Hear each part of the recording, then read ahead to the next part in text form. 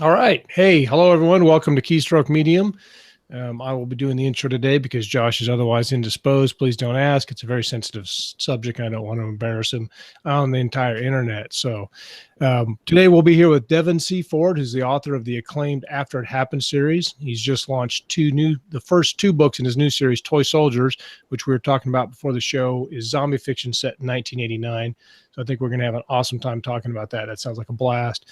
He's part of the Fall, a multi-author series that, again, we have some discussions in our pre-show that could be very interesting. We got a lot of good stuff to talk about. So before, I guess we're off and away. Probably the most awkward intro we've done yet because I did it. So yay me. You know what, Scott? That was seamless. It really was. You did fine. I was expecting all kinds of disasters. I expected my computer to blow up around me. And, flames and fire and explosions lights and to go out, falling out. to come through time and all sorts. And actually, I'm sure when we Josh might have comes made around, it. he'll love it. I like it when it says, when I hit start and it says live and I'm like, look, success. It's all downhill.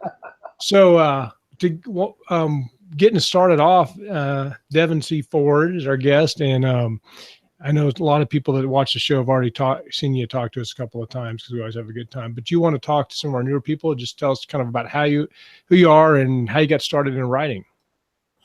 I started 2 years ago. 2 years ago this month, first published the first three of my first series with a 6-book series. I was a police officer at the time, and I had no expectations from publishing any of the stories. Did it under obviously Devon C Ford's not my real name. Did it under a pen name, and it just kind of blew up. Pretty much in a week, took off. I got 4 international bestseller tags, and it just went from there. That's gone on to the Audibles. They're doing really well. Absolutely great working with R.C. Bray on those. And then I've just been taking a bit of time off and just carried on writing. At the moment, I'm writing like crazy. I've got a what was it you called it, Ralph? An aggressive book release strategy. Yes. That makes me sound like aggressive is a strong enough word. more business knowledgeable than I perhaps am, but yeah. No, I'm going to need to take some time off from the end of June when little baby Ford arrives. So I've gone for 2018 has been my 6 in 6. I'm going for 6 releases inside of 6 months, all new books. I've got 3 of those out. I've got 1 already set for it's coming out in June, and I've got 2 more to finish before then. So I've got a little bit of work left to do before I can turn the computer off for a while. Yeah. Well, it's a little known fact that having babies come into the household is a boost for productivity. Absolutely, sure. Yeah. I mean, that's what I've heard and experienced. You've heard. Where does Josh stand on that one? Is he agreeing that? That's why he couldn't be on the show. He wouldn't toe the party line. He refused to admit that that's the truth. But anyway, yeah. No, I'm quite happy. Looking forward to doing the night shift. I get most of my work done in the night anyway. Not a big sleeper. There you go. Does that come from career choices in the past and getting used to doing the shift work and stuff? It comes from 20 years of working shifts, 16 years of working 24/7 shifts, and the fact that I think I've just got used to not sleeping very much. Yeah, I feel your pain. Yeah, I'm ditto on that front, and I'm guessing you feel the same, Chuck, on that front. Sorry. I got in trouble for having a loud keyboard, so now every time I have to answer a thing in the chat, I have to mute my mic. So. Yeah, I feel your pain on the whole night shift thing. Yeah. but I personally find that best working sometimes happens at like post witching hour, and absolutely. I wrote my first novel on the night shift at the hospital, and then I got married, and that didn't work anymore. So, I tell you, one of the things I find very strange is when Scott and Josh, and obviously we've got our little collective group, and I'm still working away, and you guys are going, all right, time for me to go to bed, and I'm like, you guys are 5 hours behind. I'm still going. You say it like it's our fault. Like you guys, you would just try harder, you could be caught up. I know you guys you get up at 3 a.m, don't you? But I do. I think we're You see, the I'm other still end up of at 3 in the morning. Yeah. Yeah, I actually got up at 3 today, even though it's my day off from work. A lot of times I'll try to sleep in on my days off from my real job, a regular job. But I thought, you know what, I'm getting up early, so I got a lot done. I'm a little bit wired on the coffee and whatnot. So, I think we should let's pick one of your mini series or books and start kind of talking about them. We can, because I figure we'll talk about Toy Soldiers, but that's the one you talked about. That's the zombie fiction. It's new, but I wouldn't mind hitting your older stuff first a little bit and kind of like savor the suspense for the new series for part of the show. Okay. Let's go with what you first had like your most traction with. After it happened. Okay. Yeah. Let's go into that. What's the premise?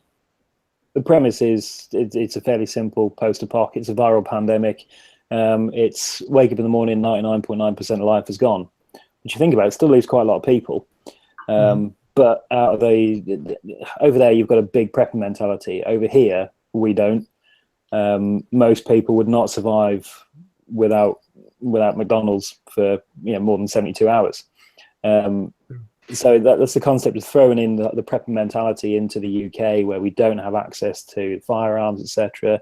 So take a regular, well-known premise of a story and putting it into an environment where people are still queuing up and being polite to each other. So it's like any good story. It isn't about what's happened, what's caused it, why it's happened. It's about who's left and how they interact and how they sort out their own hierarchy, work together. So it's effectively it's a people story, but you end up with characters you hate, characters you love, and if you've got that mix of characters that people believe in, and obviously a dog that no one dislikes. Everybody likes a dog. Yeah, a bit of a side. Someone I know is reading read my first book, sent me a lovely text message saying, "If you kill that dog, I will kill you." I will point find out you. it's not real. Yeah, but no, that's the mix. That's the makeup you need. If you've got characters you love and characters you hate, the rest of that story fits in around the people, and it's what the people do that makes the story believable. Yeah. I find the premise fascinating because I'm used to all of the end prepper zombie stories happening like either Southern California or Oklahoma, because that's where you can film an Easy B movie, for the last 20 years. But that's fantastic. Good stuff. So what new challenges did setting it in the UK? So obviously this kind of story is it is fairly mature in the States, but what new challenges did setting it in the UK bring for you, Devon? The access to weapons was the first big challenge, but that was fairly easily overcome. I had to use a fair bit of artistic license to be able to have the props in the story to make it a little bit more Hollywood, because people do want the pew pew pew. They do want the action. You can't just have the daily interactions of people sorting out whose turn is it to fetch water, that kind of thing. You've got to be a writer of a very, very high skill level to be able to create a story with just one or two characters. So I've had that access to guns was a big problem, but it's also making everyday UK life, even in a post-apocalypse, seem relevant to people who don't live here. So we've got such a tiny percentage of the world's reading market, and is everyone on the other side of the pond going to actually understand what I'm talking about? So modification of the language and stuff like that, trousers, the boot of the car, things like that, having to, the bonnet, absolutely. But if I said the hood of the car, I get a very funny look going, oh, what? Yeah. What? So it's not that I'm writing in American English or using those words. It's that I modify how you write to make it a little bit more middle of the road so that everyone can understand it and not feel alienated by it. Because the second that word drags you out the story, the bubbles burst. You're not immersed in it anymore. And so, living just down the road and sort of stated interest, sort of Devon and I don't live very far away from each other, which has led to at least one beery night out, which everybody I was fine with. Ralph had a bit of a problem the next morning. Yes, I don't mind admitting that. But when you write a book, and I'm just looking at After It Happened, book 1 now. That's just on my browser. I can see that on Amazon.com. So our state's cousins, you've got 554 customers, which suggests a massive amount of or a huge readership in the US. So when you write, do you write with that in mind, or do you write just as it's for a UK audience? That's an interesting one. It kind of yes and no. When I first started writing, I was writing the story that I wanted to write, and on the first revision of those first 3 books, they did get changed a little bit. I don't write for the market that buys my work. I don't write for myself. When I am writing, the influence I have is that I actually hear it in narrator's voice, and that has more of a steer on how I write, how I deal with the interactions and everything. So whilst I'm not writing it for any specific market to make money, and I'm not writing it literally just because it's what I want to say, I'm kind of gearing it towards the market where I want it to actually end up eventually, if that makes sense. Yeah. Yep. Sorry, I've just seen Haley Pengali's appeared on the chat as well. Apparently, we're not allowed out on the lash. Oh. Apparently, it took you 3 days to recover. So it's good to have supervision. It's good to have supervision. We do have a couple of questions that are pretty important, and one shout out I need to do from our live chat. We have a great turnout today, so everybody thanks for coming. J.R. Hanley wants to know if Devon and Ralph drink beer properly chilled like a civilized human being. I'm assuming this is a. There's no warm ale for me. No warm ale. No warm ale. Okay. We were drinking cold American lager at that point, I think. That's probably where you went wrong. That's probably what caused all the problems right there. Also, good. Also, I wanted to mention Vicki Malone Kennedy's in our chat as usual, and she is a huge part and driver of the OWFI conference. It's the Oklahoma Writers Federation conference. That's kind of, it was the first one I ever went to. I had a lot of good experiences there, and I always like to give that a shout out. I believe they are still looking for some contest sponsors in May is when the contest is, and that's on our Facebook page if anybody wants to get involved with that. So, and now back to our regular scheduled programming. There's just one more point from the chat that I think is very important. It does need addressing. So this night says knee. Yes, it is pronounced like cat, not like cart.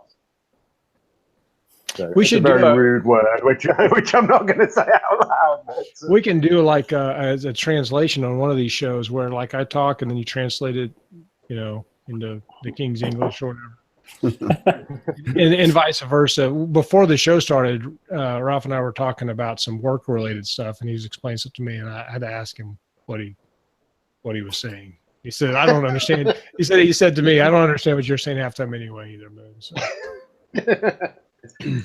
Good deal. So, Devon, you've obviously After It Happened, phenomenally successful and great work on that front. From the pre-interview discussion we were having, you've got, as we mentioned, a really aggressive publishing schedule with a number of books both released and lined up. So, is it 6 books in 6 months? You were saying? Yeah, I'll have my last one out. I'm hoping the last one will be 15th of June. That'll be my 6th book this year. Okay. So, and forgive me if I've got these chronologically wrong, but I've kind of got a few windows open. So we've got. So the first one is Toy Soldiers 1: The Apocalypse. Do you want to That seems really interesting. As a kid of the 80s, this one seems really interesting to me. Do you want to just give us a little bit of info about that? Yeah, absolutely. They are both available right now. So I've absolutely loving the 80s theme. It's a great, it gives a load of great fun to write, really getting into listening to the 80s music to get back into it. I was obviously child of the 80s as well. And I have no idea why I set this story in 1989, but it really works. Every post-apocalyptic story you've got at the moment coming out, they've got the internet, they've got satellite communications, they've got Twitter, find out what's going on. Think back to where you were in 89. If something happened in London and you lived not in London, you'd go, oh, something happened in London. And then you just get on with your life. And then obviously 3 days later, when a swarm comes through your town, you'd be a little bit shafted. But no, I don't know. I set that one at a time when I was at an age that fitted in with helping write the story. I've done a fair bit of research into the military at the time. I lived near a military base in '89. Been back there, looked through countless reams of research about it, and then very much for the first time employed a proper technical proofreader, if you like, to make sure I've got those little details that bring it home spot on, even down to the smells of explosions and things like that. But again, I think it must be my style of writing. It's not all about the zombies. It is about those survivors finding their hierarchy with each other. I won't give away why it's called Toy Soldiers, but one element of that is that the main military group it follows, they're reservists. They are territorial. They're a territorial armored squadron, or what's left of one. So obviously with regular soldiers, there's a rub there. There are different branches of military, which gives a rub as well. And it's in a lot of it, the zombies are the backdrop to the human element again. I think that's the best apocalyptic stuff, post-apocalyptic stuff is about the survivors. I mean, that's I think that's considered one of the staples of good examples of that genre. Yeah, you can see where some's gone.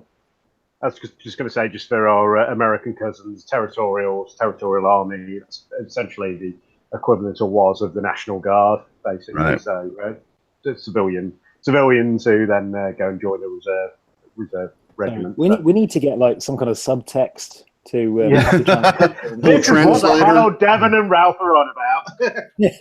American to English translator, is that what we need? Something like that. And vice versa. Yeah. I mean, I can just type it and spell stuff wrong if you like. Yeah. We could just omit a couple of U's somewhere. Yeah, they do not like you, do they? No, not you. No, moving on. Yeah. one of the things talking about armor versus armor. One has a U, one doesn't have a U, and one of them's right. Yeah. When we spell his words. One of the things I really liked about Toy Soldiers is I love the typography on the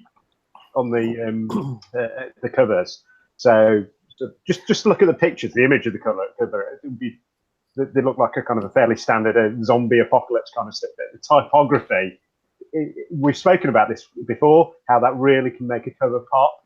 And I really can't claim the win on those covers because I've got a designer. She is fantastic. She does all my work. Unless it was something that was completely wild, like Ralph's space plane stuff, I would not go to another designer. When I came up with this story, I gave Claire the brief and I told her everything I needed, and she did what I needed, and I changed it, and she did did the changes and changed it again, and she said in the end, she basically said, would you let me come up with an idea? What she actually meant was shut up and let me work. And she came up with these instead. The concept was fine. I said, look, come up with something in the title that says 80s. And she came back up with that, and I was like, She nailed it. That is. She tattooed 80s on that. That She was really did. She it really was perfect. did. And what she does as well when I give her a project to do, she's like, right, one off or a series. It's a series, so she designs them thematically so that they line up on the shelves properly in paperbacks. They move on. They're instantly like a recognizable brand as soon as the next one comes out. And that's the difference between doing your own clip art and paying a proper designer. So let's go through the story a little bit. I think I was going to read the book description for part of our ad read later in the show, but you talked about having multiple characters and things like that. So is this type of story where we're going to have multiple storylines, characters, or do you write first person, third person, or something else? No, I've only dabbled in the first person once with the book that's coming out in June that we'll talk about probably later, I imagine. This one is third person. It's a lot of converging storylines. I say converging, the storylines that come right past each other and never actually meet. So it is from different perspectives in the third person. The one that people are commenting on makes this different is that one of the main characters, one of the main narrative in these books is that it's told from the eyes of a 9-year-old kid. Now, a 9-year-old kid on his own in the apocalypse, and not to give too much away, he didn't have a great start as it was. It's not like he's being carried around and looked after. He's probably the most resilient person in the entire apocalypse anyway, including the special forces soldiers in there. This kid is resourceful, he's tough. And it goes on for a little twist into the second book with what he does as well, where everyone wants to pick up this kid and protect him, and then he becomes a protector. And he's 9. Why is this child lead got an adult role? And it's just a bit different. There aren't many adult stories told from the point of view of a child. Yeah, I like that. But you can go to some other genres and look for examples. Like Game of Thrones has several viewpoints from children that are not always in childish situations. There's no doubt that they're adult book stroke. It brings to mind that little kid in the second Aliens movie, the one Newt. Newt. Yeah, that kid would have been. If that hadn't turned up, the kid would have been fine. Let's be honest. But yeah, it is that. It's the argument nature versus nurture. No child is a prepper. No child's had training. That doesn't mean to say no child can survive in hellish circumstances. Exactly. And it is very much like that. It's whether that is deep down their nature to be a survivor. I agree completely. I mean, it's we have a skewed view. A couple hundred years ago, a 9-year-old would have been responsible to do a lot more. Or even like out where Josh and I live, growing up on farms and stuff. My cousins, they grew up on a farm and they were driving a $80,000 tractor by the time they were 6. These giant, heavy machinery out there. So what you're saying is it's okay for me to put my kids to work now? Yeah, you can put them to work. Totally. Yeah, heavy machinery, chemicals, dangerous animals, all that stuff is totally fine. Pretty much as soon as they can walk and understand instructions, get them in there. Well, that's great, because you've only got a 9-month lead time on training and production of a new worker, haven't you? Well, if I can teach a baby how to format for me, that takes me days. Yeah. Get them started early. That'll work. So before they go to school, they can already typeset. That'll be great. But it's and I think it's a great character choice, a 9-year-old, because they have there's obviously something at stake, because you don't expect them to dominate and stuff. And I think it's believable that kids could survive because they're not going to make some of the mistakes adults would. They might be a little bit better at saying when it was time to run away or avoid something. I think this kid and kids are selfish. Well, they're not going to do anything out of stupid bravado. Not going to be worried about how they look running away. Yeah. Not to give too much away with this one. This 9-year-old character, he has come from a very toxic home environment anyway. So he didn't have the feelings of grief and loss that other people did, because he had a life that he didn't like, didn't enjoy, didn't feel safe. So he's actually quite similar to the main character in After It Happened, to be honest. The whole apocalypse thing is arguably a better way of living than what they had before, which makes for an interesting case, because everyone's really scared, really upset. But if that hasn't affected you, you're a lot more efficient and effective at getting on with life. Some people thrive in high stress, high risk conditions and things. Well, the preconceptions are gone, aren't they? So this is, I think we're seeing a little bit of a running theme, perhaps, through your book. So in the After It Happened one, you've got a dog as a significant sort of balancing character. In this one, you've got a 9-year-old. Is that something you quite like to do? You like the juxtaposition of something inverted commas innocent in that sort of scenario? If anything, it's the weather vane for the humanity. No animal is guilty. No young child is guilty of anything wrong. So they are how they act and what they do and what people think about them and do with them. That acts as the kind of almost like the moral weather vane for the story. So yeah, whilst it's not started as an intentional construct, it has become that. And I'm sure you've done it where you realise you're partway through a book and what one character means to the story and to the reader. You've taken that and added on to it to make, if anything, to exaggerate how they're coming across. I had no intention of that with the boy in this new story to start with, but because of how he develops and what happened to him, he has become that, almost like his is the only line that's going straight. Everyone else's is going all over the place with what happens. They're reacting to the situation, as opposed to him. He hasn't got all that extra adult stuff in his head messing him around. All he is doing is looking after himself. And as I say, his storyline runs in a straight line. And avoiding all these other people with their guns and their noisy stuff tends to do him well. Yeah, sounds like an interesting sort of balance. I suppose would be a word for some of the more sort of melodramatic scenes. Which I certainly know that I'll be wandering around with my arms up, shrieking in that sort of situation. So, I think, what time is it, Mr. Moon? Probably time for an ad read. Is that what we do? I think that happens once in a while. Yeah. Right. So, as it does happen, a lot of times the Keystroke Medium we pick our ad read kind of based on merit. So today we picked Toy Soldiers, book 1 in the Apocalypse, as our ad read. So I'll read this. This is Toy Soldiers, number 1 in the Apocalypse. In 1989, Peter's young life is unfair and miserable existence even before events unfold far beyond his isolated rural corner of the world. He's left alone to fend for himself and to survive in impossible circumstances. In the dying throes of the Cold War, testing the experimental bioweapons goes wrong in the worst kind of way. As the media coverage of disorder and chaos in London spreads, so too does the disease that makes the host it invades exists with just one goal, to find more living flesh to infect. Pockets of survivors, meanwhile, struggle to comprehend the nature of this new enemy.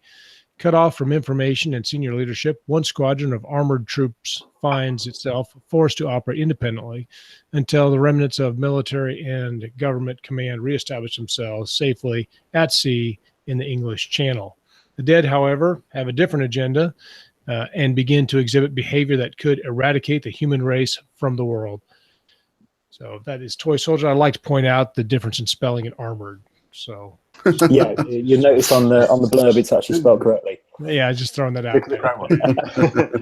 So you say, Devon, that this is the first time you got some true technical advice on the military aspects. Is that right, or was it? Yeah, when you're dealing with very temperamental machinery of the late 80s, which is technology from the late 60s, which has still got 5 years after that point where it will be phased out for the stuff that's supposed to come in the early 80s that doesn't come to the mid 90s. It's typical military. You're always dealing with, for most of your career, the last generation of technology. So when you're dealing with very hard to manage weaponry and machinery that breaks down every 5 minutes, it's always a really good idea to find someone who, you know, spent their life driving them, which is exactly what I did. Went to, it was in on my Facebook, went down to the tank museum for the day with my guide, and just literally got a real feel.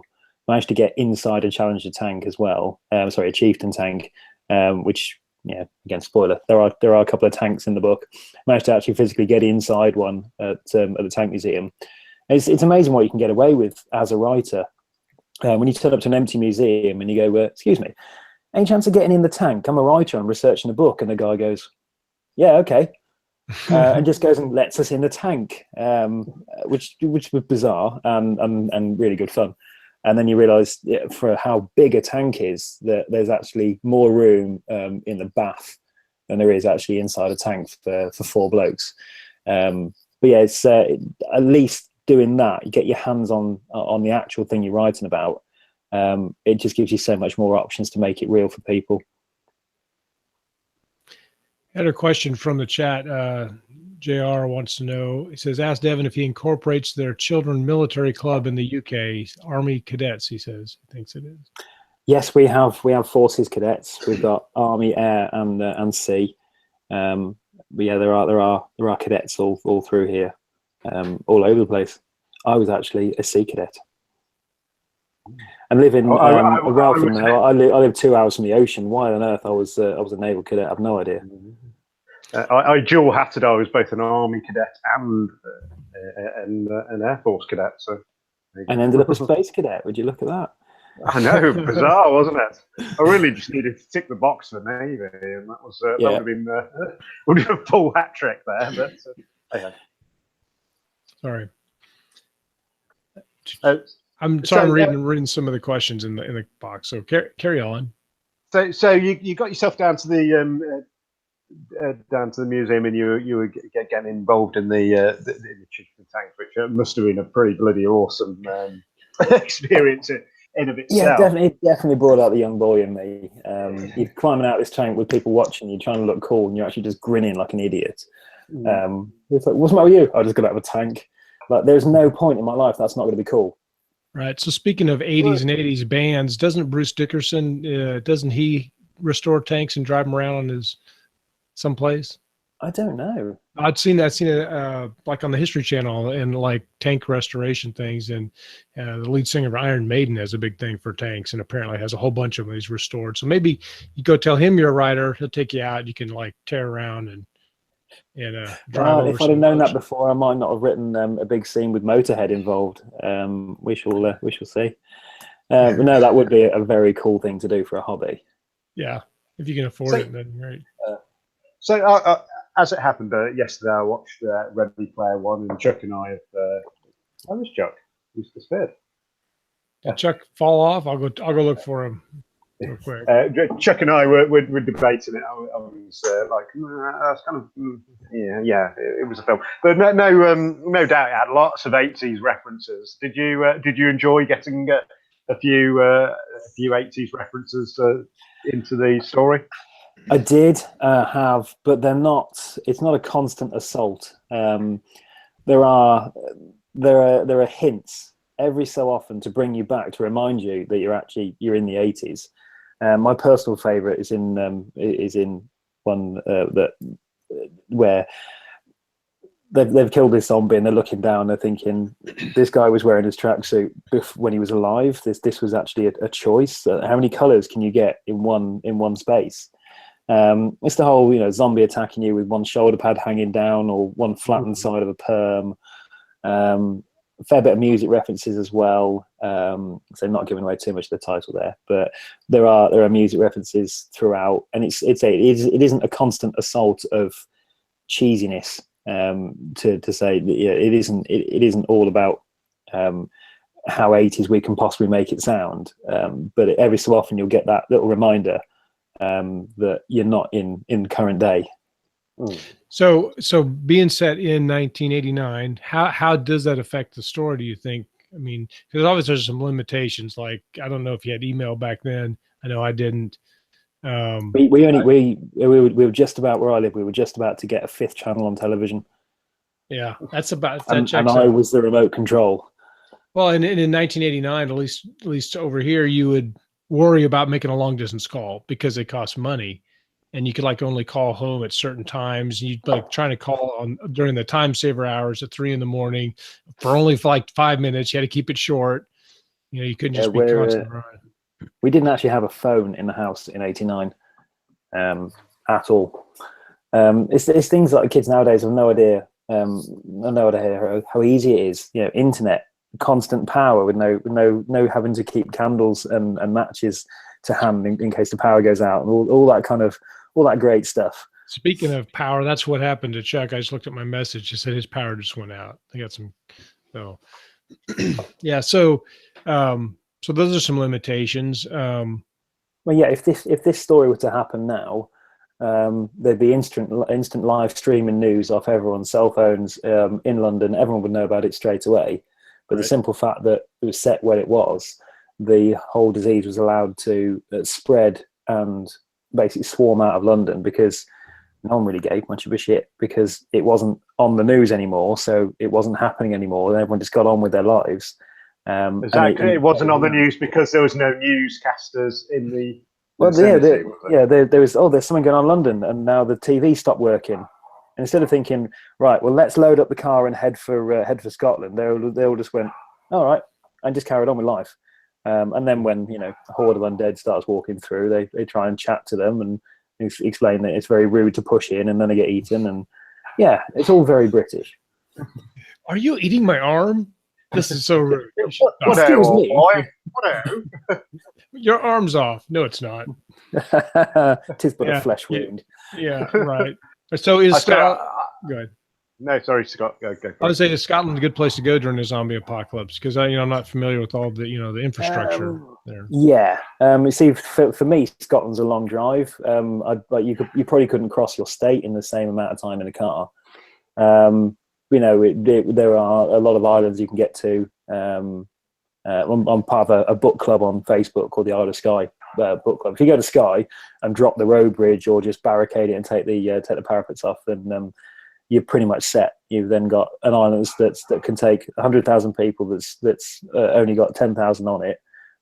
Fast currents, no way on, and you've got one hell of a stronghold there. I'd be heading for something like that, which is what I've done in this book. You're looking for something offshore that's still accessible, which may or may not go wrong. But yeah, you definitely have to head for the hills here. Devon, have you got a zombie plan? Because there's only two kinds of people in the world: those with a zombie plan and food.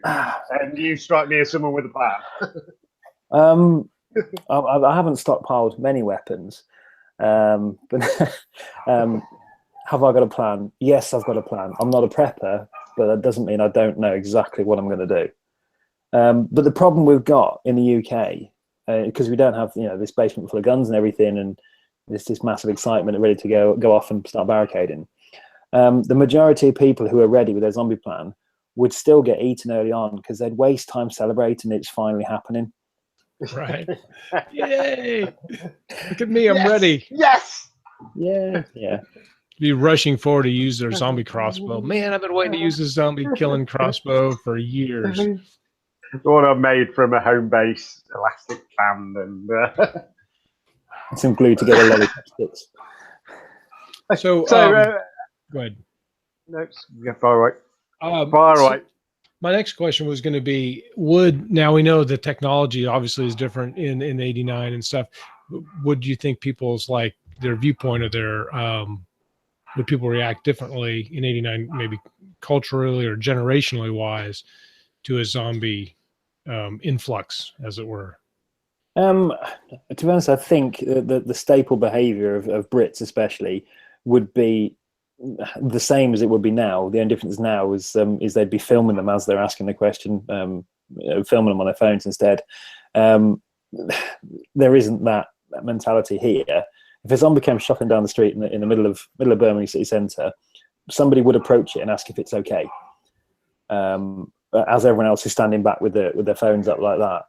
somebody would generally go, "Excuse me," and then get eaten publicly. So I don't think the difference in technology and timeline would change that mentality. We are just a bit weird like that. Very polite, even to We zombies. we have a drug coming onto the street. I say coming for a couple of years now, called Black Mamba, which basically is called zombie drug, and it causes people to freeze, but because it doesn't have a smell. So like cannabis, as cops, so you can always smell when someone uses cannabis. Right. But this Black Mamba, it doesn't smell of anything. So people will take it and then they'll just freeze like a statue. And there's been a couple of times, it's like, I'm in the zombie apocalypse right now, because I've got a lot of people just sort of like slowly now it starts. It starts. This is how it happens. Devon, can we, if we may, can we push on to the Burning Skies book? So, of which you've got the 4. So this is another one of Devon's series that you're involved with, but this is a little different, a little more. It is different. I think we spoke about this in theory the very first time I came on a year ago. It is a multi-author series. I've written book 1, easiest job in the world, because then I can just go. Someone else writes book 2. Someone else writes book 3. So I get a lot of messages every day going, "Oh, when you're writing the second book?" I'm not. Someone else is. So a lot of people don't get that yet. But the multi-author series, it's a gimmick. It's a sales idea to introduce my fans to someone else's writing. Their writing, their fans onto my writing. Whilst it is just that, to try and get people knowing about other authors. The idea and the concept is really interesting. I think going first was so easy. It was mentioned on the Facebook group the other day that I've written post-apoc, war-poc, futuristic dystopian, zombie apocalypse. What have I got against the world? And nothing as such, not specifically, but I'm obviously predestined to be that kind of happy person about it. But this one's the war-poc. This is the start of the World War III. I had to get it out quickly, just in case it actually became, let's say, pretty journalism as opposed to fiction. But yeah, there is. Long story short, there's a Brit abroad in New York doing the honeymoon thing, but on his own, which is one of the early ideas of making everybody thinking what's going on there. And then World War III pretty much kicks off when he's on holiday. And yeah, there are some very much little bits of me in there with some very Britishisms in the middle of New York, and you have to deal with this kind of start of global war. So then I literally just get to chuck the grenade in the pond and then walk away and let someone else do it, and take it up from book 2. It'd been much harder for me to actually take someone else's book and then write my own book off the back of it. So I think I've got the easiest job of that, but I'll be interested to see how that goes and how people receive the switch in authors. Who are the authors that are involved in that then, in this project? So I've written book 1. Book 2 is by a lady in Pennsylvania called Jacqueline Druger, and the third book is by P.A. Glaspie, a lady down in Tennessee. And we've all got very different styles, so it's going to be very interesting to see the switch with the same story throughout 3 styles and 3 books. And is it following the same character? So is it following a single narrative thread, or is it following the same storyline? The parameters on when we were given it to write were pretty wide. I did manage to resist in the last chapter throwing in aliens, just to basically aliens be a bit of a dick. Yeah, just throw them in there. Why not? That's when the aliens will show up. They'll show up right about that time. Like, really? We're not coming to this place. They're trashing it. See the mushroom clouds. No, close the door and drive off again. Maybe not. Let's just take a pass. In the pre-show we talked a little bit about this, but I do have a question asking about when some of your books are going to be read, or if Bray R.C. Bray, I'm assuming, will read Toy Soldiers? I'd love it's to, too just soon to because tell. I put my Audibles through Podium Publishing, who are Awesome. They're a fantastic company to work with. They've got all the best people on tap. And honestly, as much as I absolutely could listen to R.C. Bray read my text messages to me, I don't think, because I think this is a stretch too far, that it's just too British. I would actually need a British voice actor for it. I say voice actor, not narrator, because there are so many different people they've got to become. It's not just reading off the page. But with the Fall, 1, 2, and 3, we are looking at potentially making an approach for RC to do those 3 in 1. That'd be fantastic. And I think you're right about the voice narration or voice acting. It's really important that you get somebody who can act as well as just do good voices and stuff. Well, he nearly made me crash my car. Speaking with Craig Allenson, the fantastic Expeditionary Force series, they're hilarious. At one point, he introduced a character. I don't know if you know the story, but Skippy introduced this AI submind who he called Agatha Christie. And then I was driving down a fairly narrow road, and she started speaking, and I'm not joking, I nearly stuffed about 100 grand's worth of damage on this line of cars. I managed just about to keep it on the road, and I had to pull over and dry my eyes. That wouldn't have happened with reading the book. It would have been a smirk, but because he brought it to life and then some, there was nearly a very expensive insurance claim. Oh yeah, I think it's brilliant. When we've had when Luke Daniels came on, I think it was brilliant. Some of the stuff that was coming out with the Elmo thing. A good voice actor is an actor. We had him doing Elmo, and then we had him reading, doing like Shakespeare with some of his distinctive alien characters from the Emperor War verse, and that was pretty popular as well. I want Bob Ray to read something very soppy, like Notebook level soppy, right? In the character of Gunny Fick. Mills and Boone style. Yeah, or even just do things like sing Happy Birthday in Fick's voice or something like that. You're talking about Gunny Fick from the Arisen series? Oh, absolutely, yeah. Yeah, that's good.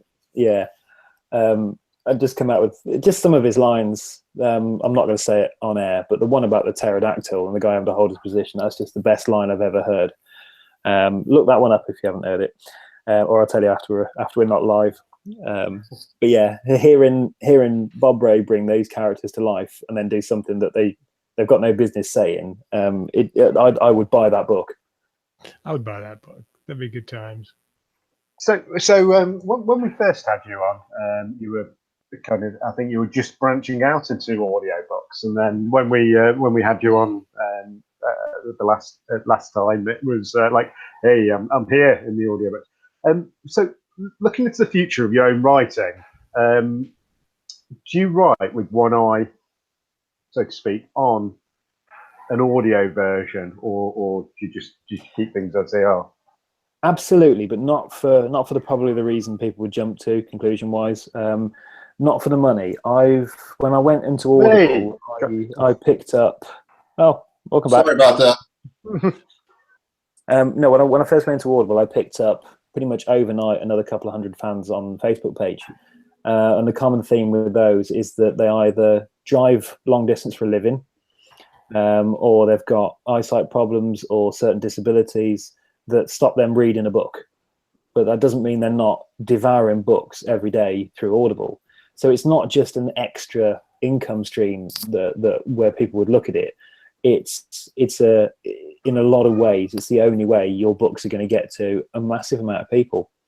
And then digging even deep into that, hearing I had contact from an injured, disabled veteran, Marine Recon in the US, and he's been through hell.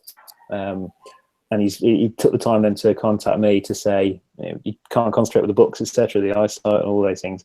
Took the time to say to me that the books kept him going for a bit, and he was gave him a bit of positivity, a bit of hope, and it's made a bad day good. I'm really touched by that. Passed it on to Bob, to RC Bray as well, and made contact back with him. But it's just being able to reach those other people that you wouldn't reach with a physical book. I've always got one eye on getting my next series out onto Audible. Okay, Yeah, cool. No, that's yes. I mean, anyway, go ahead, Rob. So no, I was just going to say from our pre-show, we were discussing some work you were doing with the veterans who suffered from PTSD.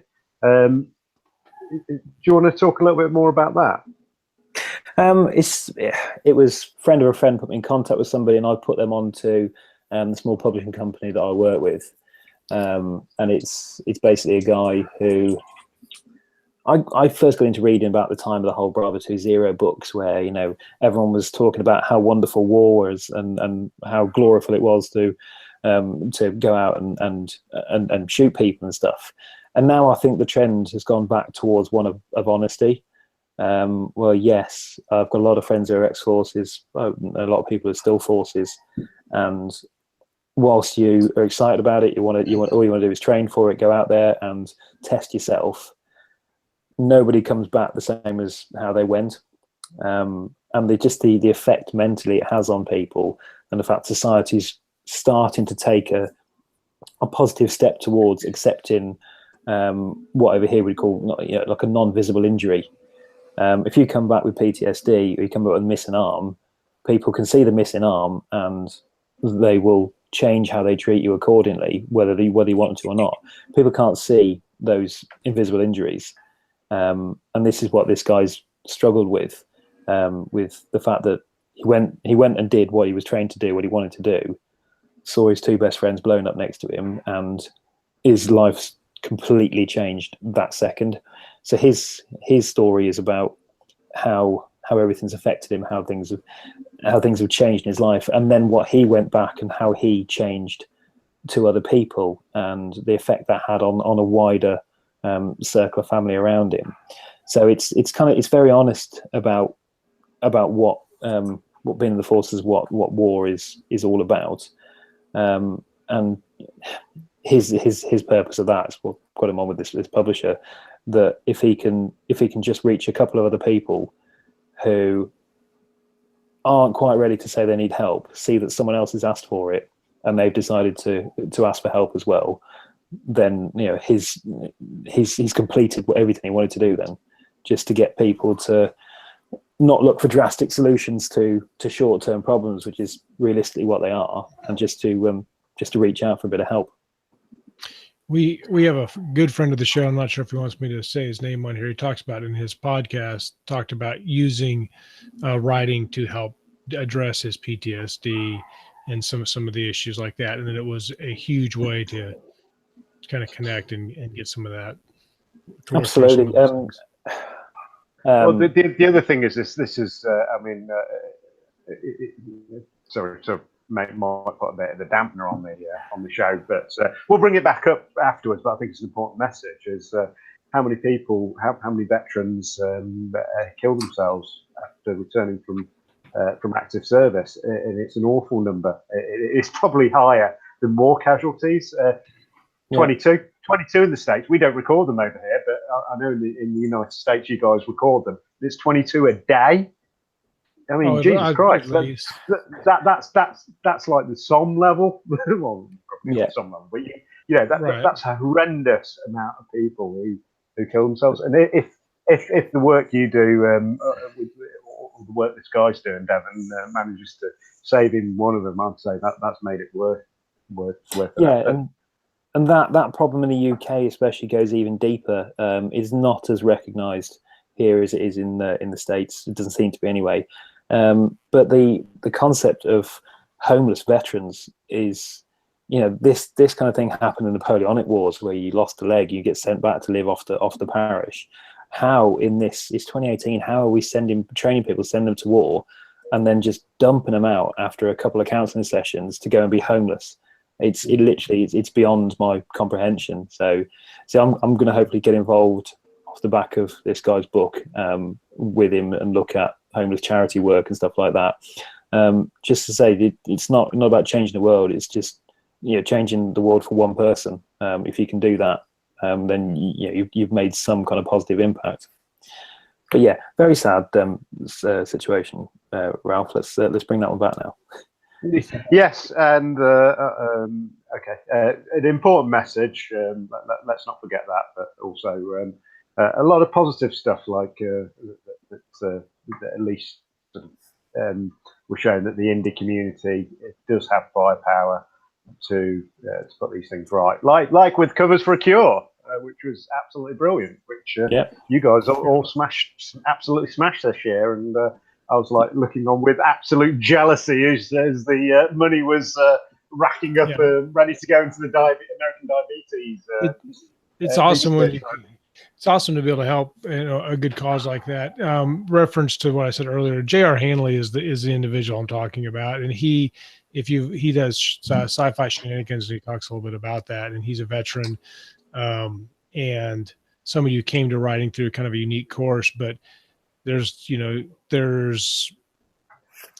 having a creative outlet or various things like that are good. And it doesn't have to just be military. There's lots of people. Like, I wonder about doctors and like emergency room doctors and paramedics, and the constant, you go find somebody who's been a paramedic for 20 years, ask how many people they've watched die, and it's probably staggering. It'd probably blow your mind. Better lost count within 2 years. Yeah. Oh, yeah. Absolutely. And seeing some really horrible things, and we just don't need to get into all the darker stuff because I get all upset. But the point is there's always somebody out there who needs your help. We can help people individually, and we can help causes in a grand way too. And it all goes into the well of our. We don't know as writers if we're writing, being a bit cathartic about it, sorting some stuff out, and it feels better to get it down on paper. And that's as far as you think about it, until someone actually says, well, I read those words, they meant something to me, and that helped me get through something. Then you actually realize that it's not just an opportunity you've got, it's a responsibility you have in some ways, that actually what you're writing is getting listened to, it is getting really heard by a lot of people. So it's great to work out your feelings on paper, but be prepared for someone to actually say, that's exactly how I feel as well, and they make contact with you. It's really important for writers too. I think what we're talking about is because a lot of times when you're trying to pursue your craft, you're like, well, I don't do anything that's important. I'm not a doctor. I'm not a rocket scientist. I'm not doing this stuff, but you have a chance to make somebody's day better. Yeah. And it's easy to that's not easy to do. And it's an important thing, and we can all we've all had that time where like, I really need something today to help me out. And sometimes a good book does it. Sometimes, something else does it. Yeah, that's actually, I think, is that whole I'm not writing anything important thing. I think it's a flawed perspective, because you don't know what's going to be important to someone else. Right. You don't know this thing that you kind of take casually and for granted might mean the world to somebody else if you just mention it. So I think that, you always need to, kind of the point is to connect with your readers on some level, even if it's just you're providing them with an entertaining experience, but you never know what's going to hit another person deeper. So you should always be ready to deal with that if it comes up. And, if we do Covers for a Cure next year, we should really consider doing one of these Wounded Warriors or veterans programs. Yeah, absolutely. That would have my vote. Absolutely. Yeah, I think we should do something good too. Like, since Josh isn't here, he could we can sign him up for whatever. We can sign him up. We can sign up for a Tough Mudder. We should do a Keystroke Media Tough Mudder or something. I think Josh is up for doing that on his own. Yeah. Matter of fact, he should do it, and we should just follow him with paintball guns. Encourage. We'll stand on the sidelines. Yeah. Why are you not going all in, Scott? Let's find with real guns. Let's make that. That's a bit harsh. We'll get him moving. Fastest time ever. Just on a final note, I remember on my first interview, Devon, you were a little bit reluctant to disclose you used to be a cop, but you introduced yourself at the start of this interview as you were one back in the day. I think one of the things, or one of the challenges, and it relates to our most recent comments that we were making, is that for me personally, so I'm a cop as well, and I'm getting to the stage now where I'm like, I want to move. Perhaps I want to move to writing full time. Proof of concept has worked out for me now, and but how to phrase it? I'm used to sort of a job where I'd go and make a tangible difference, albeit probably not a big one, and certainly not as big as many people would expect, but a tangible difference every day to someone. And then as a writer, you'd have to move yourself away from that and sort of like think you're operating more strategically. How did you cope with that transition from moving from being That's a great question. Yeah, I could probably have articulated it better, but I think I've got my point across. So how did I go from having 16 years in uniform, 11 years in the police, 5 years as a prison service before that? How did I go from being on shift, doing something dangerous and important every day, to being sat in my pants at home with a laptop? How hard was that? Is that what you're saying? See, the question has a totally different vibe. And that is today's lesson in context, everyone. Yeah. The serious answer to the question is it was really easy and really quite enjoyable. But it's taken me, I left police 2 years ago, almost. It's taken me 18 months to get my mind and body to a point where I'm used to sleeping in my own bed at night. I started on 24/7 shifts when I was 19 years old. It is not an easy thing to get out of. And it is, doing those kind of shifts, it is life limiting. And it also takes a lot out of you physically and mentally. So the transition itself was physically and mentally difficult, but very enjoyable. You got to give your permission to enjoy it too. I think that might be harder. That'll take me I think that's going to take me about 36 hours when I go full time. It's going to seem like forever. I think a good 40 for me. A good 40 hours. A good 40 hours. Keep it even. And on a serious note as well, I've gone from, I didn't realize how stressed out being a police officer makes you when you're not at work as well, because everywhere you go you're looking at cars, you're looking at people, you're looking at access, egress in and out of buildings. You're sitting yourself in a position where you can see the exit door, all those kind of things. You're keeping an eye out for people that you've dealt with before, and all of those things, you don't realize how much they put you on edge. Because I was one of the rare people that for most of my career I lived and worked in the same place. Never had a problem outside of work. And it's just been really nice to have a big dose of naivety back. I don't know what the current crime trends are in my area. You know what? I don't really care. I sleep just fine not knowing that anymore. And instead of feeling sorry for people who didn't know what was going on, I now feel sorry for the people who have to deal with that stress. So yeah, it's if you are going to take the jump, Ralph, you'll love it. We'll all come over and see you just to make sure you're doing okay. That way we can go out. We're still going to do this because we're going to drink beer. But other than that, we'll definitely be. We have got to do a keystroke holiday one time. I think that'll be awesome. Yeah. The problem is there's literally no way. I don't think my liver could take it. But the Azores Islands. There you go. Halfway. Stop Googling. Can you not just go for the Caribbean? Yeah, we can do that. We can work that. Caribbean. Now that we've returned to our normal levity and stuff, it's probably about time. We're a little bit over. You guys got anything else you want to cover or share with the audience before we break off, or are we just that Devon can't take his beer? That's not it, really. Right. That sounds like a definite challenge. Next time, Ralph, I will film you snaking your way back up through the high street to going home. All right. Those are disco hips, boy, not snaking. Yeah, you were sidestepping nobody. Excellent. Well, it's a really sad part of the show where we miss Josh's outro because I just don't have it. But basically, we're going to come back next week and talk about reading, writing, and everything in between. Appreciate everybody in the live chat. There were a lot of people there, had a great time. Everybody go check out Devon C Ford's we'll pick a series, right? You can check out his new one. You like zombies, you like post-apoc, go to the After It Happened series and check those out on Amazon and other fine online retailers. So everybody, thanks for coming.